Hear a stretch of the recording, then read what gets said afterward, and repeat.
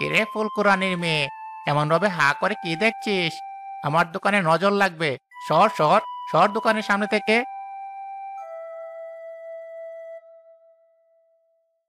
আপনি কাকে কি বলছেন? বাচ্চাদের সাথে কিভাবে কথা বলতে হয় আপনি কি সেটাও জানেন না? তোদের মতো ফুলকুরানিদের সাথে আবার কিভাবে কথা বলবো? এসেছে আমাকে শেখাতে। মা! কি রে পারো, সে সকাল থেকে তোকে খুঁজেই চলেছি, আর তুই এখানে এসে বসে আছিস? মা জানো, এই দোকানের ফুলগুলো আমার খুব ভালো লাগে, তাই আজ কাছ থেকে এসে দেখছিলাম। কি সুন্দর, সতেজ আর সুন্দর। আমাদের ফুলও ভালো মা, চল আজ ওই পাশটায় বসি। মা, আমাদের ফুলগুলো কোথা থেকে আনো? এমন নিস্তেজ হয়ে যায় কেন? পাশের গ্রামের জমিদারের বাগান থেকে আনি মা। রোদের ভেতরে আমার হেঁটে আসতে আসতে ফুলগুলো নিস্তেজ হয়ে যায়। আমাদের উঠানের পাশে তো বেশ জায়গা মা, ওখানে তো আমরা ফুল চাষ করতে পারি। সে অনেক টাকা খরচা, এত টাকা খরচ করে কি আর ফুলের চাষ করতে পারবো? নে, বস এখানে।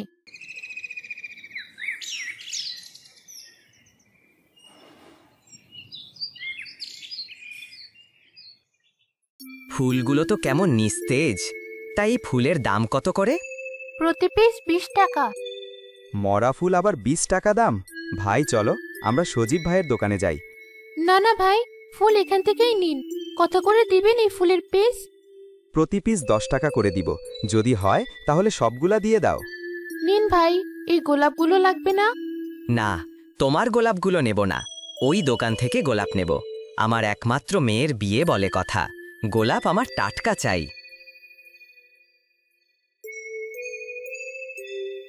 মা, তুমি এত অল্প দামে ফুলগুলো বিক্রি করলে কেন? সময় যত যাবে তত ফুলগুলো তো আরো শুকিয়ে যাবে, তাই অল্প টাকায় বিক্রি করলাম। তাহলে কি এই ফুলগুলো বিক্রি করবে না? করব তো, এই ফুলগুলো অল্প দামে বিক্রি করে বাড়ি যাব। ছোট্ট গ্রাম ফুলপাড়ের অধিকাংশ চাষিরা ফুলের চাষ করে। 2 বছর আগে এক কঠিন রোগে বিলুর স্বামী আক্রান্ত হলে নিজেদের জমিটুকু জমিদারের কাছে বিক্রি করতে হয় তাদের। বিলুর স্বামী অবশেষে মারা গেলে সংসারের হাল ধরে সে নিজেই। জমিদারের বাগান থেকে নষ্ট পোকরা নিস্তেজ ফুলগুলো কুড়িয়ে এনেই হাটে বিক্রি করে বিলু।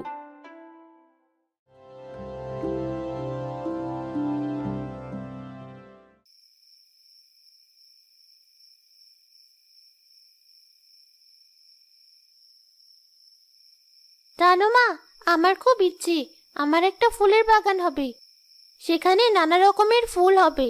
আমি বড় হলে একটা ফুলের বাগান করব। আমার মেয়েটা খুব শৌখিন, এটা আমি আগে থেকে জানি। আমি দোয়া করি উপরওয়ালা তোর মনের ইচ্ছে পূর্ণ করুক। মা, তুমি একদিনও ফুল আনতে আমাকে নিয়ে যাও না, কাল কিন্তু আমাকে ফুল আনতে নিয়ে যাবে। বেশ খানিকটা পথ হাঁটতে হয় যে মা, পায়ে ব্যথা করবে। তুই বাড়িতেই থাকিস, আমি খুব সকালে ফিরে আসব। না না, আমি তোমার সাথেই যাব। আচ্ছা যাস, এবার চল তো, কটা খেয়ে ঘুমিয়ে পড়ি, সকাল সকাল উঠতে হবে। আমার আর আলু ভর্তা দিয়ে ভাত খেতে ইচ্ছে করে না মা। বাবা যদি আকাশের তারা না হতো তাহলে আমি রোজ মাংস ভাত খেতাম। রোজ 1 টাকা করে জমিয়ে তোর জন্য মাংস কিনে আনবো মা। চল এখন 4টে খেয়ে নি, তুই না খেলে যে আমার খুব কষ্ট হয়। আমার জন্য তোমার কষ্ট করে টাকা জমাতে হবে না, এখন থেকে আমি রোজ আলু ভর্তা দিয়েই ভাত খাবো।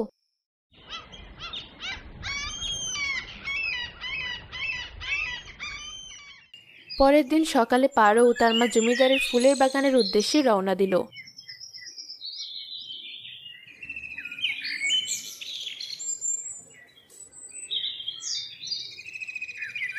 বাহ মা, কি সুন্দর ফুলের বাগান, কত রকমের ফুল, ঠিক আমার স্বপ্নের মতো। তুমি তাহলে এসে পড়েছ? আমি তোমার কথাই ভাবছিলাম। আমি কি কিছু ভুল করলাম জমিদার মশাই? না না, তুমি ভুল করবে কেন? মা, আমি বাগানটা ঘুরে ঘুরে একটু দেখি, তুমি বাড়ি ফেরার সময় আমাকে নিয়ে যেও। ঠিক আছে। বলছিলাম, আমার বাগানের ফুল কাল থেকে তুমি আর কুড়াতে আসবে না। তোমাকে এভাবে দেখতে আমার ভালো লাগে না। দয়া করুন জমিদার মশাই, আপনি যদি এই বাগানের ফুল না দেন তবে আমাদের মা মেয়েকে যে না খেয়ে মরতে হবে। হ্যাঁ হ্যাঁ হ্যাঁ হ্যাঁ, এমন ভাবে বলো না। তোমাকে এভাবে দেখতে আমার মোটেও ভালো লাগে না। তোমার একজন পুরুষ অভিভাবকের দরকার। যদি তুমি রাজি থাকো, তোমার খাওয়া পড়া এমনকি তোমার মেয়ের দায়িত্ব আমি নিতে পারি। আপনি এত খারাপ? আমি গরিব হতে পারি, কিন্তু আপনার মতো মানসিকতা নষ্ট না। দরকার হলে মানুষের বাড়িতে কাজ করে খাবো, তবুও আপনার এখানে আর আসবো না। এই পারো, চলে আয়। হ্যাঁ মা, আসছি। প্রস্তাবটা কিন্তু খারাপ না, ভেবে দেখো একটু। বিলু কাঁদতে কাঁদতে তার মেয়ের হাতটি ধরে জমিদারের বাগান থেকে বেরিয়ে এলো। মা, তোমার কি হয়েছে? কাঁদছো কেন? তুমি আজ ফুল আনলে না কেন? জমিদার আর ফুল দিবে না পারো, তাই কাঁদছি। তোকে নিয়ে এই দীর্ঘ পথটা আমি কিভাবে পার করব বলতো? উনি তো মরে গিয়ে বেঁচে গেছে, আর আমি বেঁচে থেকে মরে গেছি। মা, আমার বান্ধবী লতা বলছিল জঙ্গলে নাকি অনেক ফুল পাওয়া যায়। রোজ সকালে তুমি আর আমি গিয়ে ফুল তুলে আনলেই তো পারি। তা তো পারি মা, কিন্তু ওই গহীন জঙ্গলে গিয়ে কি আর ফিরে আসতে পারবো? সেখানে যে বাঘ ভাল্লুকের বাস। কিন্তু মা, আমাদের তো কিছু করে খেতে হবে। আচ্ছা ঠিক আছে, ভেবে দেখি। আমাকে একবার জঙ্গলে যেতে হবে, তাছাড়া যার কোনো উপায় নেই।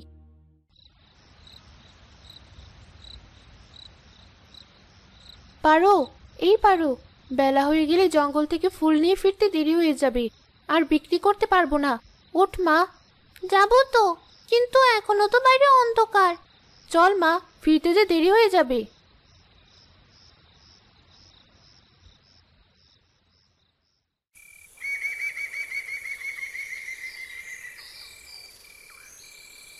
মা, আমার খুব ভয় করছে। কিসের ভয় মা? আমি তো সাথে আছি।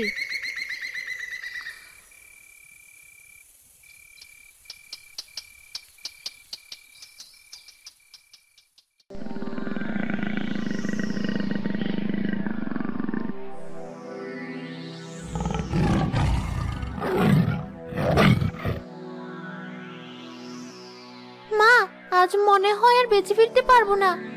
আস্তে কথা বল পারো, ফুলের দরকার নেই। আস্তে আস্তে এখান থেকে বেরিয়ে যাই। কিন্তু মা, ফুল নেবে না? জীবন বাঁচাতে জঙ্গলে ফুল নিতে আসা, কিন্তু সে জীবনে যদি না বাঁচে তবে ফুল দিয়ে কি করব? বাড়ি ফেরার জন্য তারা জঙ্গলের ওপর পথ ধরে কিছু দূর যেতেই সামনে একটা লাল গোলাপের চারা দেখে। ছোট্ট গাছটিতে একটি টকটকে লাল গোলাপ ফুটেছিল। মা, দেখো কত সুন্দর গোলাপ ফুল গাছ, চারাটি আমি নেব। তোর যখন মনে যাচ্ছে তখন নিয়ে নে। গোলাপের চারাটি নিয়ে কিছু দূর যেতেই তারা একটি নীল ফুলের চারা পেল, যেটা একটি তরতাজা নীল ফুল ফুটেছিল। মা দেখো, কত সুন্দর নীল ফুল, এমন ফুল তো আগে দেখিনি। তাই তো, এই ফুলের নাম কি? আমি তো জানি না মা, ফুলের চারাটা কি নিব? নে, লাগিয়ে দিলে যদি বেঁচে যায়। জঙ্গল থেকে বের হতেই তার এক অর্ধমৃত কালো গোলাপের চারা পেল। মা, ওই দেখো, কুয়োর পাশে একটা অর্ধমৃত কালো গোলাপের গাছ। ওই গাছটিও নিয়ে আসি। দেখছিস না গাছটি মারা যাচ্ছে, ফুলটি কেমন শুকনো। ওটা নিয়ে আর কি করবি, এমনিতেও বাঁচবে না। যত্ন করে যদি বাঁচাতে পারি। আচ্ছা যা, তাড়াতাড়ি নিয়ে আয়, আমাকে আবার কাজের সন্ধানে বের হতে হবে। কাজ না করলে কাল থেকে না খেয়ে থাকতে হবে। পারো কালো গোলাপের গাছটি তুলে নিলে তারা দুজন বাড়ি ফিরল।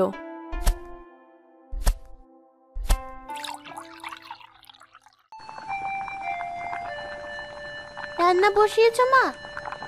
হ্যাঁ মা, রান্নাটা করেই আমি কাজ খুঁজতে বের হব।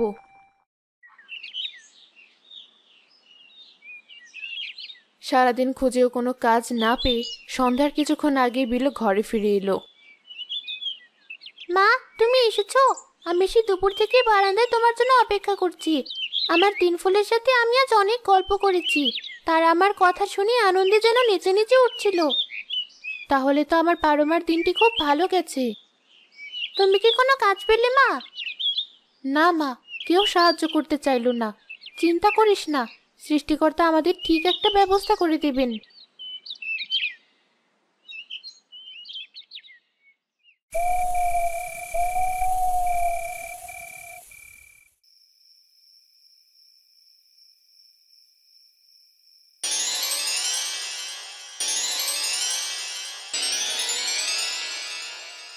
এতদিন পরে আমাদের পূর্ণ শক্তি ফিরে পেলাম। এই মা মেয়ের কাছে আমরা সারা জীবন কৃতজ্ঞ থাকব। আমি তো ভেবেছিলাম আমরা বোধহয় সারা জীবন আগাছা হয়ে জঙ্গলে পড়ে থাকব, কেউ কোনোদিনও আমাদের রক্ষা করতে আসবে না। তোরা তো তবুও বেঁচে ছিলি, আমি তো আর কদিন গেলেই মারা যেতাম। আর আমি মারা গেলে তো তোরা আর কোনোদিনও তোদের শক্তি ফিরে পেতে না, সারা জীবন এমন ফুলের চারা হয়েই কাটাতে হতো। হ্যাঁ বোন, আমরা তিনজনকে ছাড়া যে অসম্পূর্ণ। তিনজন এক জায়গায় না হলে কারো জাদু শক্তিই কাজ করে না।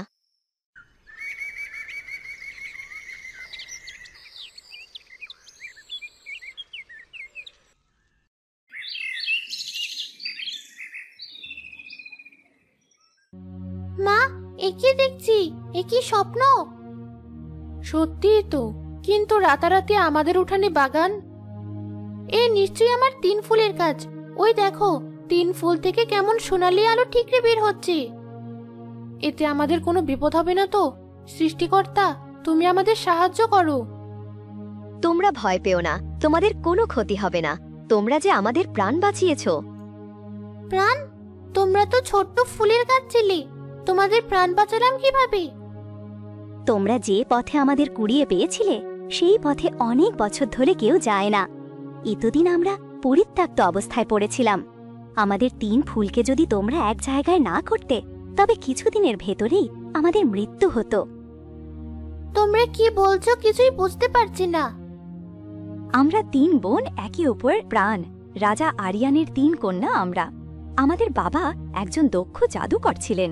তিনি চাইতেন তার মতো আমরাও খুব বড় জাদুকর হই। একদিন ছাদের ওপরে আমরা 3 বোন জাদুবিদ্যা চর্চা করছিলাম।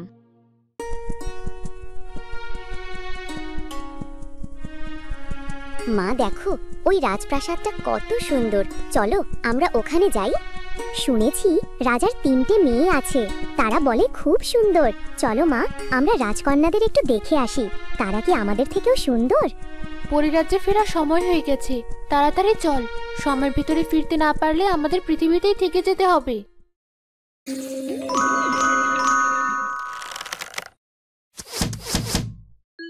সব থেকে কঠিন ছিল এই জাদুটা। এটাই আমরা পেরে গেছি।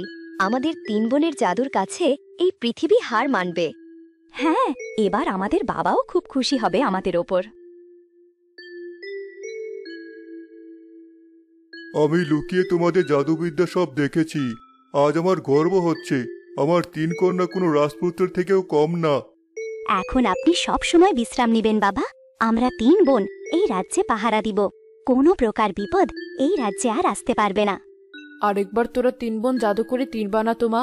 2 চোখ ভরে তোদের 3 বোনকে আমি একটু দেখি।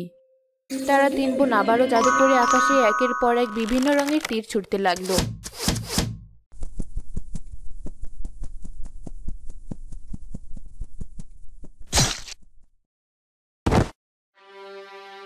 এটা তোমরা কি করলে? আমার বাচ্চা দুটোকে তোমরা মেরে ফেললে। আমরা ইচ্ছে করে করিনি পড়ি, ওটা ভুলবশত হয়ে গেছে। অন্যায় যখন তোমরা করেছো, শাস্তি তো পেতেই হবে।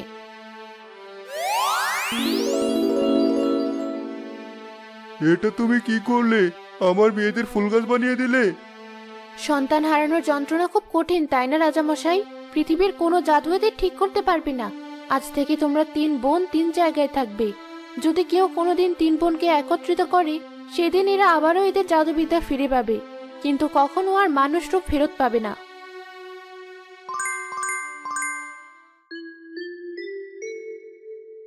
তাহলে তোমরা আর কখনো মানুষ হতে পারবে না? না, আমরা আর কখনো মানুষ হতে পারবো না। এতে আমাদের কোনো আফসোস নেই। এখন থেকে আমরা তোমাদের সাথেই থাকব, গরিব মানুষের উপকার করব। তোমাদের জন্য আমার খুবই খারাপ লাগছে। আমার সাধ্য থাকলে তোমাদের আবারও মানুষ করে আমার সন্তান করে রাখতাম। আজ থেকে তোমরা আমার বোন। তোমাদের আমি খুব যত্নে রাখবো, ভালোবাসবো, সারাক্ষণ তোমাদের সাথে গল্প করব। তুমি খুব মিষ্টি মেয়ে। আজ থেকে তোমাদের আর কোনো কষ্ট করতে হবে না। এই ফুলের বাগান থেকে ফুল বিক্রি করবে। আমরা তোমাদের সবসময় সাহায্য করব। আমার এমন একটা ফুলের বাগানের খুব ইচ্ছে ছিল। সৃষ্টিকর্তা আমার ইচ্ছেটা পূর্ণ করেছে। হাটে বিলুর এই 3 ফুলের ব্যাপক চাহিদা ছিল। সে শহরে বড় ফুল ব্যবসায়ীর কাছে চড়া দামে ফুল বিক্রি করত। অল্প কিছুদিনের ভেতরে তাদের সব অভাব দূর হলো।